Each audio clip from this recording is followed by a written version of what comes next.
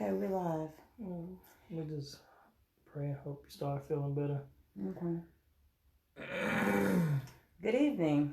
My name is Rhonda, and this is my handsome husband, Andrew. and we are 32 Forever. Yeah.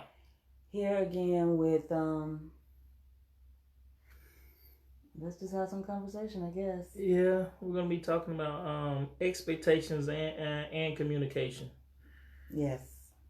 And, we feel that, that's one of those areas that we kind of neglect when we're either in the dating process or maybe even after you get married. You actually, you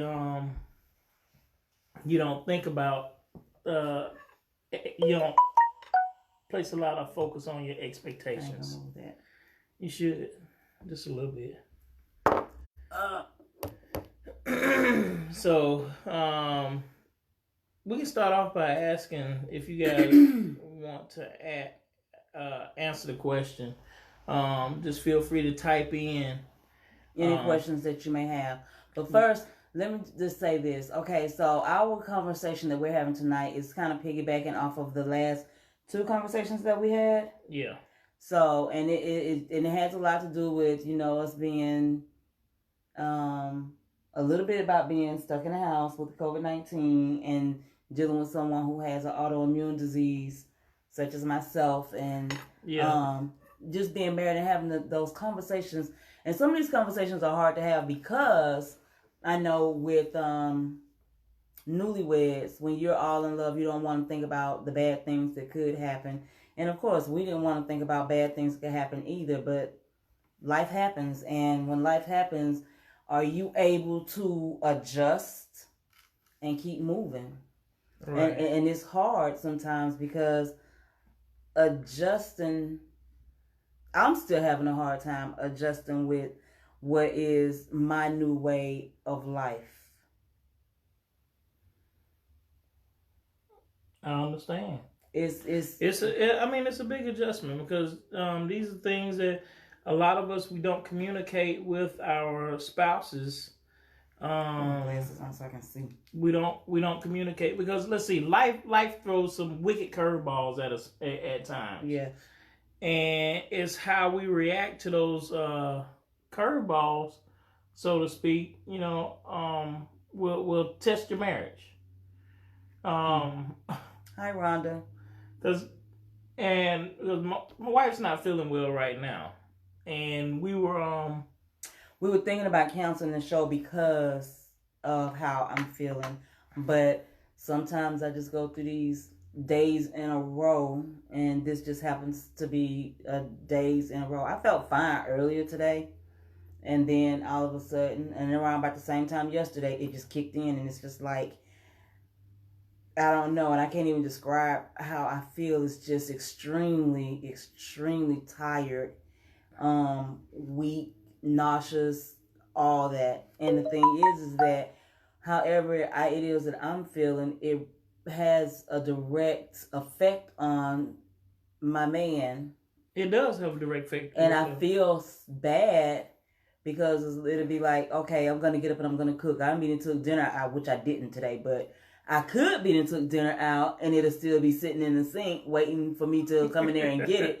But if a monkey wrench is thrown in my day, then like today, he kept calling me, but my ringer was down and I had fell asleep. I had passed out. I don't like taking naps. If anybody knows me, they'll tell you that girl does not like to take a nap. Right. And so for me to fall asleep in the middle of the day like that, then you already know that something is wrong. But the fact that we have these conversations and he adjusts accordingly, except when I don't answer the phone. If I don't answer the phone, he's finna come and find out what's going on. Yeah. And what was funny was, I was telling him, I said, if you had came in here in a panic mode and saw me laying on the sofa I was laying on the sofa. She was taking a nap like she was in a casket. Don't say it like that. I was kind of asleep like this. I just laid back and just laid down. I think I had something in my hand and I fell asleep with my hands folded on my chest like this, flat on my back. And man, that was the best sleep ever. It was sleeping like you were dead was the best sleep ever. Man, that was the best sleep. But I know if you had came in and you were already panicked, you would have really been freaking out. Yeah, because I throughout the day I video chat with her and went on just so I could see her face and make sure she's okay. And when she no, you said just so that you could see my face, not to make sure. And to make sure you're okay. That's the same thing. When I see your face, no, but when I see your face, I know you're okay. But see, I ask you these questions. But she was taking a nap and she had put her phone on silent, so she didn't hear it ringing. So I had video called her a couple of times and she didn't answer. So I texted her, she didn't answer. And my last text was, if you don't respond to this text, I'm clocking out and I'm coming home to check on you. And which I did. So and I didn't get that until after I woke up and he was pulling up the driveway. Yeah. So, but we want to talk. You got expectations. What kind of expectations do you have with your spouse or going into your marriage? What kind of expectations did you have for life? Because we were just talking about this, that what we have thought in our 50s, would we be like this? Would our 50s look like this? Right. Did I see my 50s as someone who would be what? Who would be dependent so much on you? You're not really, believe it or not, you're really not that dependent on me. I just choose to do a lot of things that I do off the rip because that's just who I am. I depend on you more than you think. Man, I don't think so. And I always look at myself as Miss Independent, but over the past couple of years, as I'm not gonna say as my health has gotten worse. No, I think it just looks like that to you because of everything that I choose to do, because I just do it. You don't ask me to do it. You don't ask me to do anything. I just do it. And it's not that I'm doing it because I'm feeling sorry for you or... And that'd be one of the main things I always say. You always be looking at me like I'm so pitiful, like you feel sorry for me. But we didn't expect to be this. We didn't expect to be like this in our 50s. No. In our minds and even in our 30s and 40s, when we were thinking about the 50s, being in our 50s, we didn't expect it to look like this. No, I thought I would still be going hard and heavy, working full time and getting out there, looking forward to my weekends off so that we can go hit the road and go do something. And I mean, I still be looking forward to hitting the road, and going and do something because I love to go camping and stuff. But life just looks different. Now I get up and I stand on the side of the bed and I have to wait a few minutes to see if my legs are going to work right. If I need to grab my cane, and then I have to wait and walk until my legs walk right. Move like you're supposed to. Don't limp. Don't. And I just did not think that would ever happen. I mean, even though I was diagnosed with arthritis at 27, I still did not see myself at this point where putting my shoes on hurt, or where standing up and trying to take care of a client puts me in so much pain that if I take 2 clients in one day, the next day I'm not going to be able to walk. Or, I mean, anything like that. Standing up to the sink, washing dishes, just washing a sink full of dishes, that I'm in so much pain within 5 to 10 minutes that I have to go sit down. Or if I sit down too long, in 5 or 10 minutes, I have to get up and move. It's so much, you don't expect these kind of things to happen. And if you don't have these kind of conversations, somewhere in there, right, someone might get frustrated. So, how do you guys feel about where you're at in your relationships and your marriages? If something were to happen with one or both of you right now, where it kind of dramatically changed your lives, how do you feel that you would respond? I know everybody would think that they would respond. I'll be there, I'll do this and I'll do that. But I don't think people really understand the toll that it takes on a person when stuff happens in life. You have to really be mentally ready for those challenges. And I mean, your love will be tested. Your commitment. Yeah, that's good. Your commitment will be tested. Will be tested. How much are everybody, you in this? when everything is going good, everybody says, "Oh, I love my spouse. I'm committed to my spouse. I'm doing this and I'm doing that. Oh, you my everything." Until something happens, and then you're like, yeah, I didn't sign up for this. This is not how I wanted to have enjoy my life. I didn't think that my life would be like this. But that's a selfish person, number one, because they're thinking about their life. They're not thinking about the life that they built with someone else. Right. Because your lives are intertwined. And because your lives are intertwined, her life is my life and my life is her life. You know, we're together. It's the same. So you're one. And that's the way you should be viewing your life with your spouse or whoever you're with, your partner. So these are conversations that we feel that you should have with them. And if you haven't had them or lightly discussed them, you need to seriously sit down and talk about it and actually talk about what it would look like if something were to happen. You have to think about what it would look like, because especially if you are young and thinking about getting married and you sit there and, you know, when you're dating everything's all nice and sweet and romantic and y'all get to do all this fun stuff. And then, you know, that's just say you're in your early 20s. Then by the time you're 25, something happens. Anything could happen. You don't know. I know when I first started learning about lupus, they were saying that it stems from stress. You can be so stressed that it can develop in your body that your immune system starts kicking in to protect you, but it's doing an overdrive because there's nothing to protect. But at the same time, you know, you don't know. And I know my sister asked me, she was like, well, how do you think you got it? Because nobody in the family has it. Or do you know of anybody in the family that has it? And, you know, they asked me questions. Well, she was asking me a bunch of questions just today, actually. And I'm just like, I don't know. The whole thing is, I don't know. All I know is from a very young age, I was having allergy issues. I was having issues with my, I don't know how I really... You know, everybody knows our past, you know, back before, you know, pre-Christ. And, you know, when we was heathens. You pre-Christ. You was a heathen. I was not a heathen. This was the heathen. No, but you know how often I really do think about the stress and the agony that I put you through in the early part of our marriage. Was that a contributing factor to you getting ill? I think about that a lot. I've never thought about that. I think about that a lot because I put you through some stuff. I put you through some hell. I put you through some stress and stuff that most people wouldn't put up with.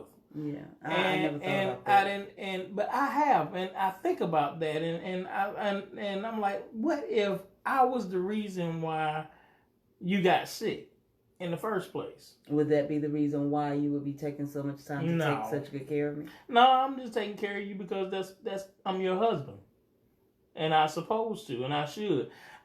You know, if there's something that I can't do, you know, I'm pretty sure we got friends and family that can do, help to do, but you're my responsibility.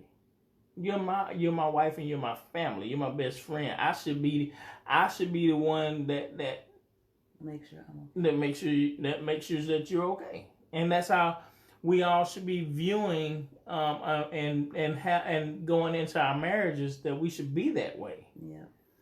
You know, like I say, you know, life has this funny way of throwing those curveballs at you. And the thing is that you have to be prepared for whatever it is and be committed to the person enough to be able to stay there and be who and what's needed at that time. And if you don't have these conversations early and you don't prepare yourself to the what ifs, I wish more people would think about what if. But think about this. You know, it could be something similar. I won't say similar because when you think about ways that your life will actually change, because it's gonna affect you monetarily. Number one. Yeah. It's going to affect you sexually. It's going to affect you mentally. No, it does affect you sexually because... Okay, and it affects you mentally and no, I'm just saying, these things that you really got to think about and talk about. Because, you're like, well, if I was very insensitive, I wouldn't care about how you felt. As long as my needs were met. And see, that's why I say, but people don't think about stuff, the simplest of things between a husband and a wife. These things that you should be discussing if stuff happens between, just say if one or both of you get ill. Yeah. Yeah. The conversation needs to really be had. It does. It does. But going in, I asked the question earlier, what kind of expectations do you have, or you and your spouse, y'all have with one another as far as the latter parts of your marriage? Have you talked about what the latter part of your marriage will look like? Because going in, I know you expected one thing, but then sometimes things change. Do you talk about it once the expectations cannot be met no longer? Or do you start building up inner animosity? That's good. Towards each other. Because now you didn't expect your life to be like this, but you don't want to walk away from this person because, and some people just stay there because it just don't look good, because you look insensitive and you don't want to look insensitive. So you stay in there, but you're angry all the time. I mean, when you have situations like that, it's just not good. I mean, and if you letting that animosity build up, who you taking it out on? The very person that you're standing there pretending to love so much so that other people won't think that you're the heathen that you really are? And see, let me just say, don't get it twisted. Everybody, look, we go through moments where she's kind of testy with me, and I go through moments where I'm testy with her. You're never testy with me. I don't make you mad. But I'm just saying, we both have those moments, but we don't let that deter who we really are. And if you don't have those moments, then you really not. I don't think you're human, because you have emotions and you have feelings, right?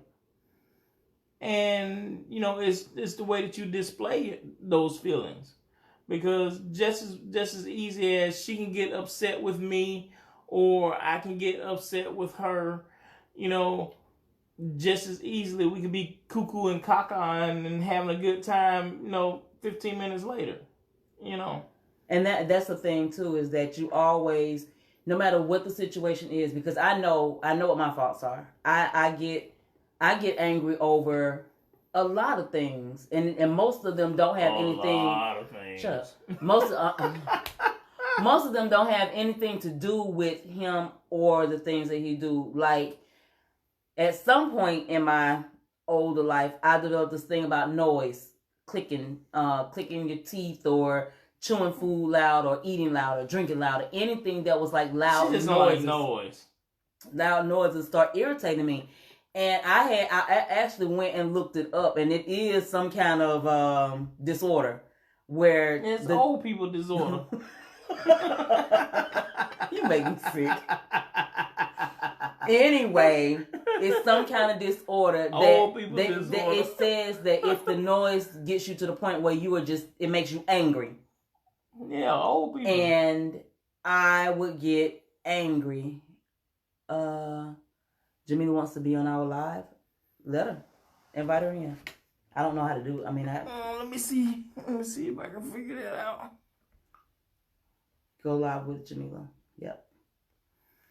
Okay, so we're just waiting for Jamila to join, but if you see the request, Jamila, go ahead and join. Yes. Hi. Hi. How y'all doing? I know those of you who are on Facebook Live right now, y'all. So we're on Facebook also, guys. Oh Lord. Okay. They can't see you guys. They can't see you. They'll only just be able to hear you. Oh, okay. Gotcha.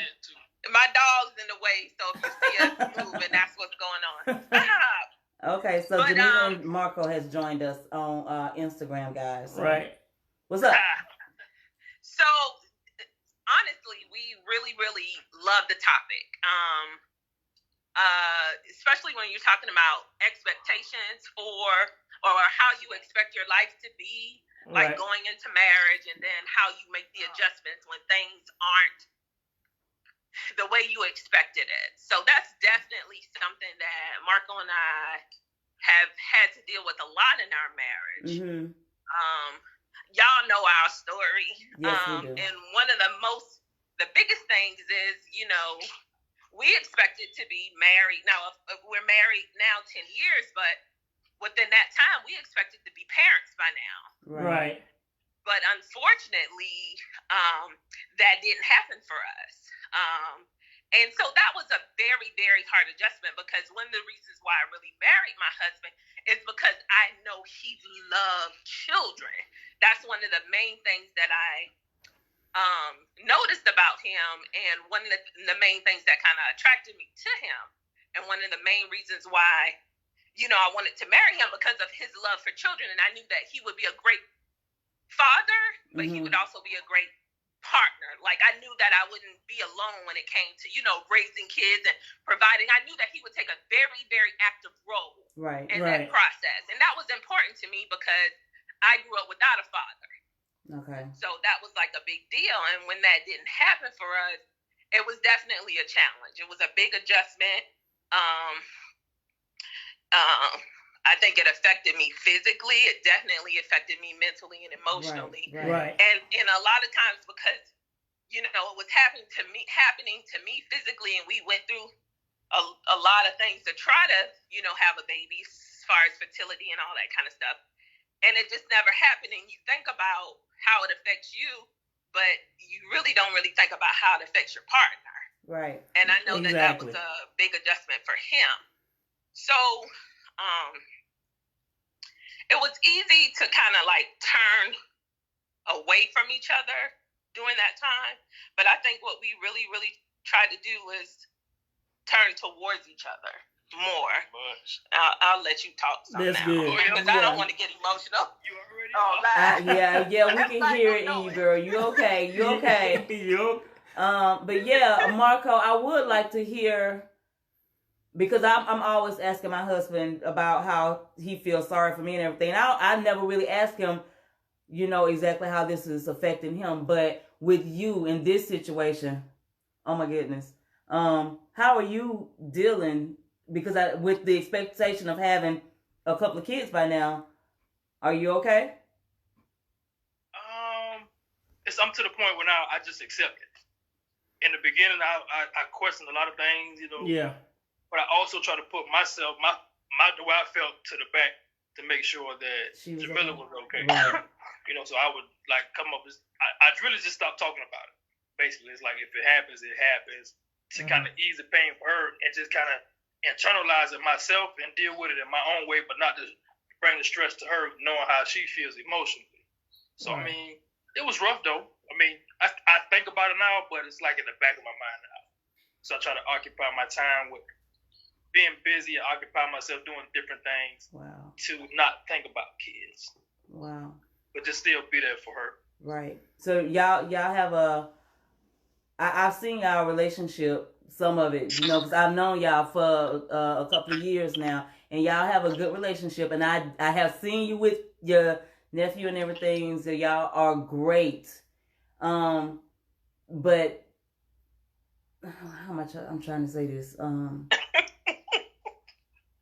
when it comes to y'all communicating with each other, do y'all ever just actually have you?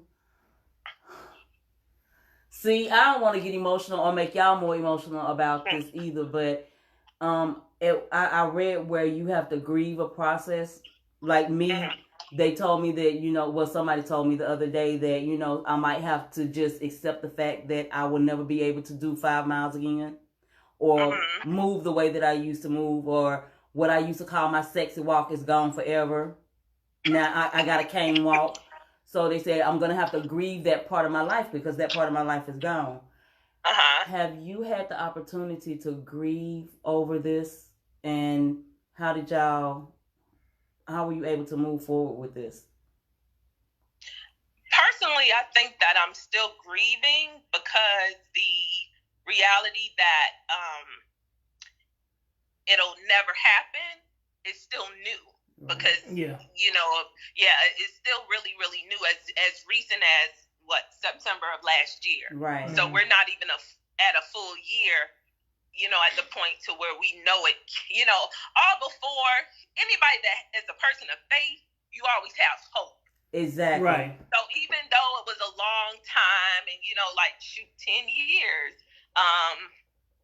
because it'll be year 11 this year. So even though it was 10 years. Even though it's 10 years of not happening, you still have 10 years of hope. Right. That maybe it will. But just as recent as September, we know that as far as me having a baby, it'll never be possible. We got Jet, though. But I got a dog, another dog. We got a fur baby. Yes. But as far as the grieving is concerned, I think that's the process that I'm still kind of going through, which still is probably why it's still a little emotional. But every day it gets easier and easier. Right. But yeah, I think I'm still. I don't know. It's really hard to tell. When it comes to men, I don't know that. Do you think you've grieved the process? Because hearing today is the first time that I'm hearing that it's still in the back of his mind. Right. You know what I'm saying? I know it's in my mind. Not even in the back. You know what I'm saying? It's at the forefront. Right. Some days for me. But so I don't know that you grieved. Of course I've grieved. I do it when I'm by myself. Yeah. And see, and you talk about communication and stuff like that, but a lot of times when it's these touchy subjects like this, it's not always easy. It's not. To communicate those things to each other. Not because we feel like we can't, because I know that I can go to him about anything, and I'm sure he understands that he can come to me about anything, but because of the pain that's associated with the topic, it's hard to have the conversation. And then the fact that he's always trying to protect you too. And I think that's the same with me. I'm always trying to protect her, so I bear the brunt of a lot of stuff, and I don't share a lot of stuff with her. Because I don't want it to stress her out. I don't want to add on to what's going on in her life, because I know what the stress would do, what it's going to trigger. So I try to keep that. I try to protect her from a lot of stuff that I'm experiencing, because I don't want it to affect her negatively. But at the same time, guys, y'all have to know that we are a little bit stronger than y'all give us credit for. And just like y'all want us to be okay, we want y'all to be okay. And I understand when you say you internalize it and you just deal with it privately by yourself. And that's okay sometimes. But it still comes to a point where this is something that y'all have to go through and grieve through together. I went through a little bit of that when you were first diagnosed. You didn't talk to me about it. I kind of internalized stuff because it wasn't real to me. It just got real to me. It didn't feel real to me. And I was looking at it and I'm like, man, whatever. The doctors don't know what they're talking about. And then it became real once we realized that you had been having flare-ups for a very long time.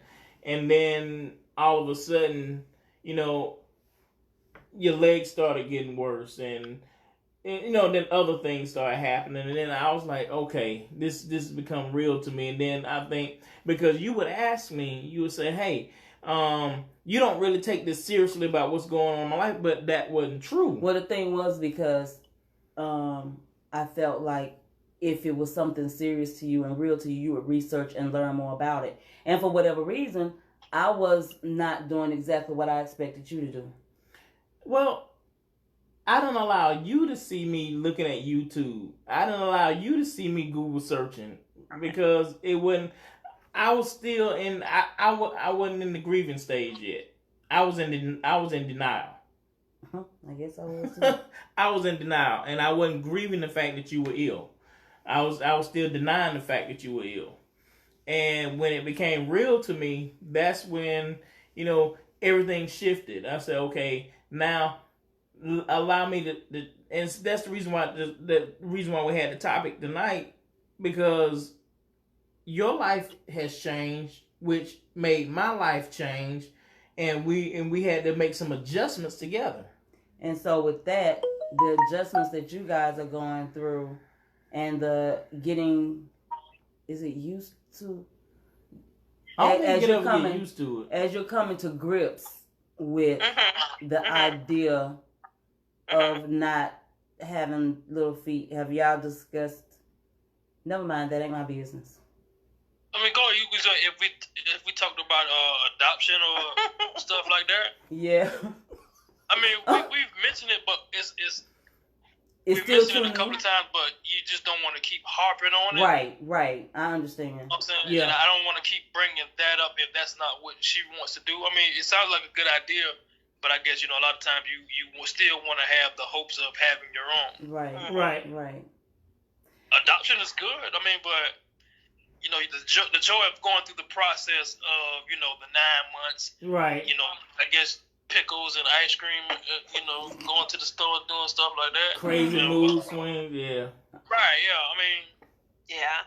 So, adoption was definitely something that we kind of talked about, like I said, prior to, you know, September, when things weren't happening. But then, like I said, at that time, it was still kind of holding out hope. No, it's going to happen for us.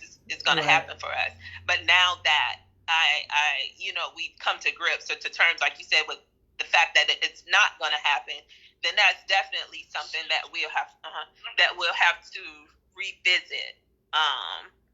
But before that, I think that I definitely we have to go through, like you said, kind of grieving this and healing from this. Absolutely. Before we make that type of decision. You know what I'm saying? Because I think it's still a lot to work through emotionally. Oh yeah. Before I decide to do something we decide, not I, but we decide to do something like that. Right. Because there's still a lot to think about when it comes to that. Even when we kind of look at it, or I look into it a little bit before, you know, you look into private agencies, you look into state agencies, and you know what that looks like. Right.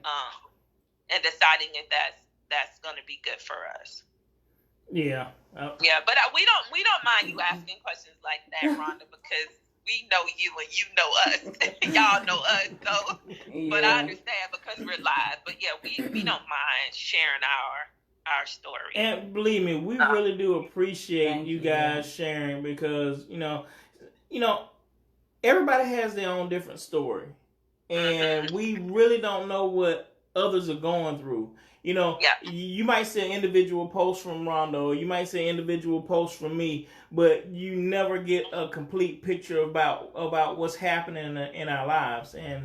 And when we come on, you know, we kind of like rip the veil open a little bit so people can actually see, because you know, somebody made the comment, it was on the DKM radio yesterday. I made a comment about a topic that they were on, and one of the hosts said, "Oh, I know their story.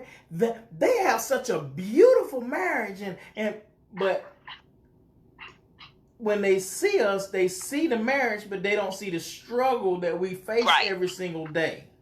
Yeah. And it kind of threw me back for a minute, because yes, we do have a great marriage, but you know, we have issues and stuff that we really deal with, very real issues that sometimes it causes a problem, because you know, you go through some mood swings with me to where, you know, you don't hit me or anything, but you get kind of rowdy, man.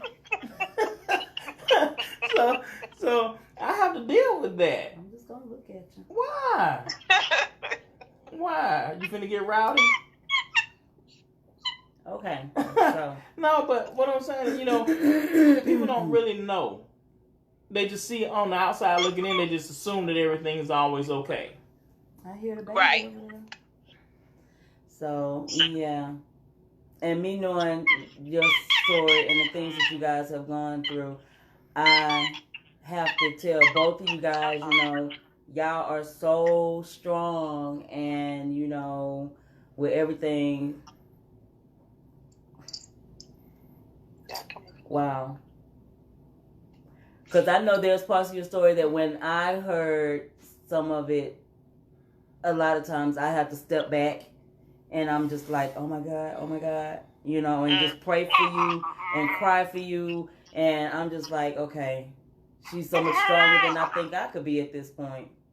And you too, Marco, because I'm just like, and actually, and with all the pain and stuff that you went through, that's one of the things too, Marco, watching her as she was going through her pain all the time, the hurting, because I know that's one of the things that he have to deal with, because I have like stupid pain, and I have a friend in a bottle right now that helps. Not a liquor bottle. Make that clear. Make that clear. Okay, so make that clear. CMOS or CBD. That too. I do the CBD. That too. I haven't done that one yet, but with anything that helps, I know he gets really antsy when he can't help me through my pain, and it's like he wants to help and he'll try to touch me and rub me and make it go away, but that makes me angry because you're not making it go away, you're not helping, please don't touch me. So right. I don't know if you I can't even picture Jamila acting the way that I oh, did you see the look he gave? Oh, okay. That's why I got the dog. Pain cause you to act strange, Rhonda. It does. It really does. It does. Well, with you going through that though, I just wanted to get that quick feedback on Marco, how you deal with her, and when you're just trying to help and she wants to bite your head off in 10,000 pieces. I give her space. Oh, that's so That's, nice. That's basically. Once I feel I can't do anything to help or ease the pain, I know she's aggravated. I just kind of let her heal herself, and when she's ready to come back to it, we'll go ahead and talk about something else. But other than that, that's my remedy.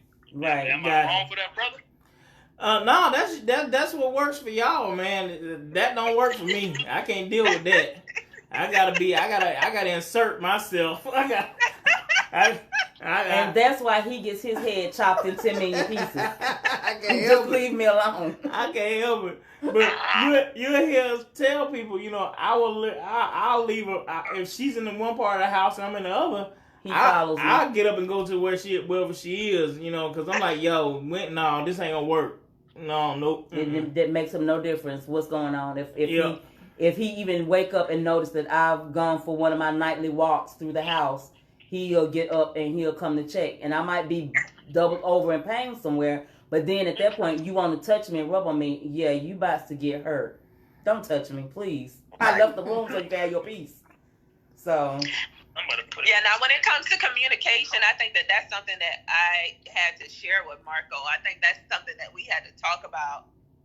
Because I think Marco is also the type too, if something is bothering him or he's upset or whatever, he's more affectionate during that time. And when something's bothering me and I'm hurting and I'm upset, I don't want to be affectionate, Right. At that time. So that's a conversation that we definitely had to have. Yeah. Sometimes I just need, the space, because then I usually bounce back from it. Right, It doesn't take long, but sometimes I just need that time to kind of deal with whatever. So he's really good about that. I see somebody put in the comment, the dog. I'm sorry, y'all. My dog's being so bad. Oh, they're loving the dog. He's over there having a good time. I hear him. He's about 16 weeks, so he is busy. Wow. He wants to be on camera too. Yes. Well, we don't to this evening. Oh, have we? Yeah, Oh, but I'm sorry. No, That's no, okay. no, Thank no, y'all no, so don't you much for coming apologize. on. We really appreciate it. We've really enjoyed you guys coming on and just sharing a little bit with us, with you guys. But look, being able to get someone else's perspective on some of the things that we're going through too, because that's the reason why we bring these things up, because this is something that we're going through, and you talking with us is helping us. Believe it or not, it helps. Anybody, you know, you sharing what you're going through, it helps. It's not only helping us, but anybody else out there who's watching it now or might watch it later. So we really do appreciate it. Thank you so much Thank for the conversation, and we love to watch your live. Like, I'm glad that Marco was actually here today. He can join, but I talk to him all the time about it. And I thank you for this. Thank you. Definitely. Because we don't always have an outlet to talk about it. Right. You know? And that helps. So thank y'all. We'll talk to y'all again soon. All right, man. Y'all have a good evening. All right. Those of you watching Facebook and Instagram, you guys have a great evening. My name is Andrew, and this is Rhonda. And saying goodnight to Jamila and Marco over there on the other end. Thank you guys for watching us again, and thank you for joining. And we will be back soon with some more insight. If y'all have any questions or anything that y'all think that we might be going through that you want to help us get through, or you just inquisitive and just want to know something, or you just want to be a little nosy, you please feel free to shoot us a question. We would love to answer it for you. Absolutely. We love you guys. You guys have a great evening. We will see you next week. Y'all be good. Bye. Bye.